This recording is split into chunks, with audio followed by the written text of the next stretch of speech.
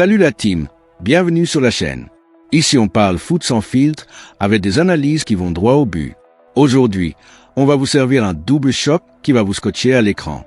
D'un côté, au Paris Saint-Germain, Luis Enrique pose des exigences de fer sur ses remplaçants et il ne rigole pas du tout. De l'autre, au Real Madrid, le vestiaire est en train de bouder un galactique et c'est la guerre froide à l'intérieur du groupe. Deux clubs mythiques, deux situations diamétralement opposées, à une semaine d'un choc monstrueux en Ligue des Champions. Accrochez-vous, parce que ça va être chaud. Si vous êtes là pour du vrai contenu foot, likez direct cette vidéo, activez la cloche et restez jusqu'à la fin. Je vous promets que vous allez tout comprendre. Allez, on commence par le Parc des Princes, parce que là-bas, Luis Enrique est en train de réécrire les règles du management. Imaginez la scène. On est juste après une défaite frustrante au Parc des Princes contre l'Olympique Lyonnais, 1-2. Le PSG vient de se faire surprendre à domicile. L'ambiance est tendue. Tout le monde pense déjà au match en retard contre Nantes mercredi soir et surtout à la demi-finale de Ligue des Champions contre le Bayern Munich dans une semaine. Et là, Luis Enrique sort de sa conférence de presse et balance des mots qui claquent comme un coup de sifflet final. Le coach espagnol n'y va pas par quatre chemins. Il parle longuement de sa gestion des remplaçants, du turnover et surtout de l'exigence qu'il impose à tout l'effectif, titulaire comme remplaçant. Écoutez bien ce qu'il dit. Je vous le lis mot pour mot parce que c'est fort. Je vais avoir besoin de beaucoup de temps. Ce que je pense des remplaçants, c'est qu'on a tout gagné l'année dernière grâce à ce type de remplaçants. Ils se sont toujours bien entraînés, ont très bien joué quand il le fallait. Cette année, c'est la même chose. Ce serait ridicule de signer beaucoup de joueurs. On a une très grosse équipe. C'est normal d'avoir des petits renforts. Ce sera la même chose la saison prochaine. Vous avez bien entendu, Luis Enrique est en train de dire que ce n'est pas en achetant des stars à tour de bras qu'on gagne. C'est en faisant confiance à un groupe solide, où même ceux qui commencent sur le banc sont prêts à tout donner. Il prend l'exemple concret de Lucas Beraldo. Le jeune Brésilien, défenseur central de formation, a été repositionné en numéro 6 au milieu de terrain. Et là, miracle, il cartonne. Luis Enrique explique. Il n'avait pas d'opportunité comme défenseur central. On a vu cette possibilité au milieu. Il performe très bien. Il a la qualité technique et est fort. J'aime la manière dont il a joué. C'est énorme, les amis. Ça veut dire que pour Luis Enrique, le talent brut ne suffit pas. Il faut de la polyvalence, de l'adaptabilité et surtout une mentalité de guerrier même quand on ne joue pas tous les matchs. Il rappelle que l'année dernière, ce sont précisément ces remplaçants qui ont fait la différence et permis au PSG de tout rafler. Cette année, il veut la même chose. Pas de diva, pas de joueurs qui boudent sur le banc. Tout le monde doit bosser comme si le prochain match était le plus important de la saison. Et quand on lui parle de turnover, il botte en touche avec classe mais fermeté. Si vous ne savez pas comment je gère le turnover au bout de 3 années ici, c'est à vous de juger et d'analyser. Je reste avec le même avis que d'habitude. Il faut voir tout ça de manière panoramique. Il y a encore 2 matchs pour le championnat avant le Bayern. Je peux faire tourner, mais je ne sais pas. Ce serait très facile de dire que je gère très bien. Je cherche à gagner tous les matchs. Il faut tout voir en perspective, avec l'expérience. Il ne va pas vous faire un PowerPoint avec ses plans. Il décide en fonction du contexte global. Nantes ce soir, c'est une opportunité de faire tourner pour garder tout le monde frais avant Munich. Mais il ne va pas sacrifier la victoire non plus.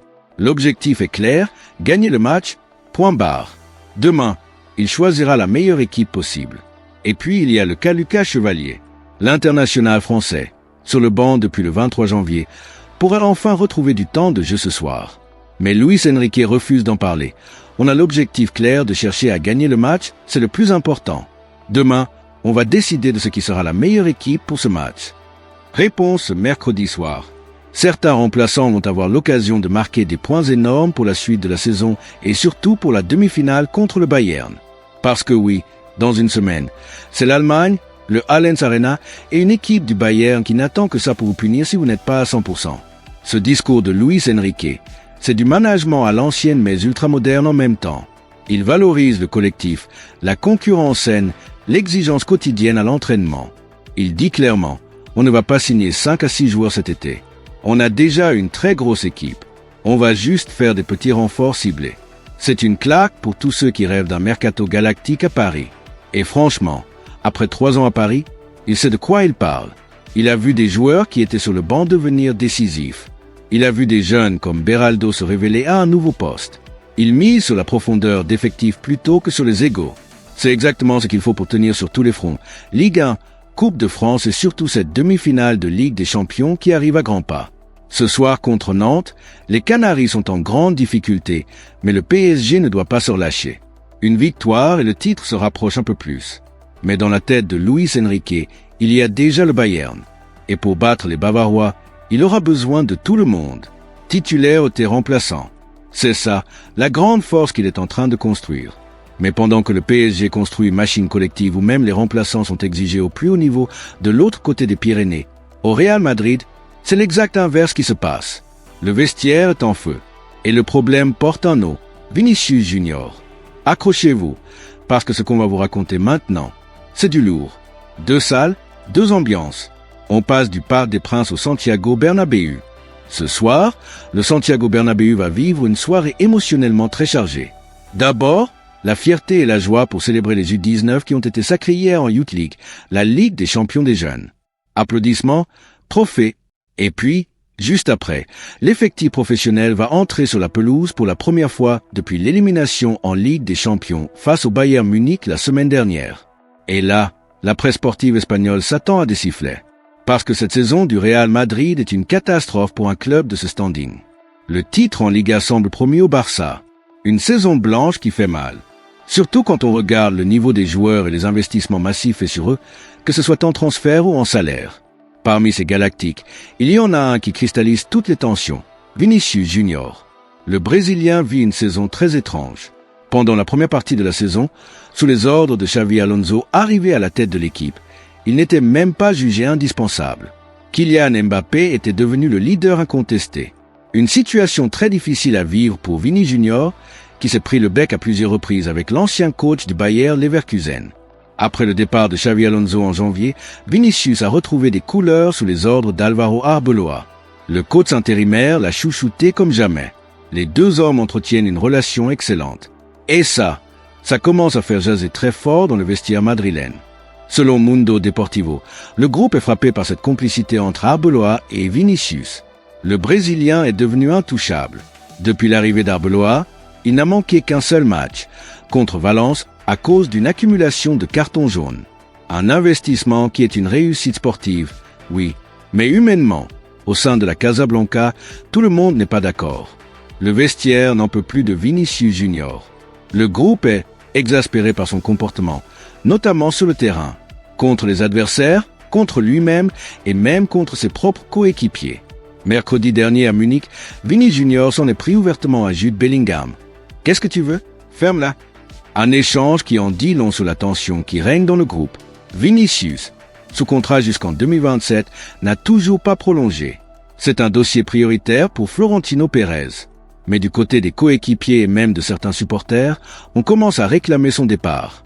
Tout cela va dépendre du futur entraîneur qui va arriver, parce que le vestiaire qu'il va trouver est une véritable poudrière. On est très loin de l'image d'un Real Madrid uni et conquérant. On a un groupe où un joueur star, malgré son talent immense, crée des divisions.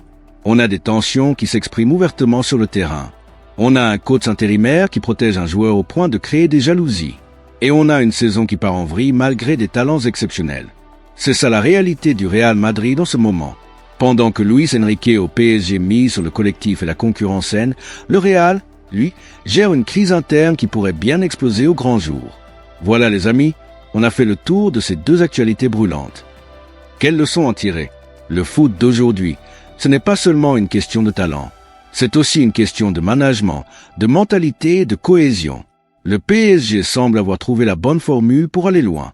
Le Real, lui, va devoir régler ses problèmes internes très vite s'il veut redevenir la machine de guerre qu'on connaît. Ce soir, on aura les réponses sur le terrain. Nantes PSG d'un côté et le Real qui jouera avec cette pression du Bernabéu. Et dans une semaine, le choc PSG-Bayern qui va peut-être tout changer. Dites-moi en commentaire, selon vous, qui va mieux gérer sa saison jusqu'au bout ? Luis Enrique va-t-il réussir à faire tourner sans tout perdre ? Vinicius va-t-il rester ou partir ? Est-ce que le Real va exploser ou se ressouder ? Likez si vous avez kiffé l'analyse, commentez massivement. Partagez la vidéo à tous vos potes foot. Abonnez-vous si ce n'est pas déjà fait. On se retrouve très vite pour d'autres grosses actualités. Prenez soin de vous et à très vite pour le prochain épisode.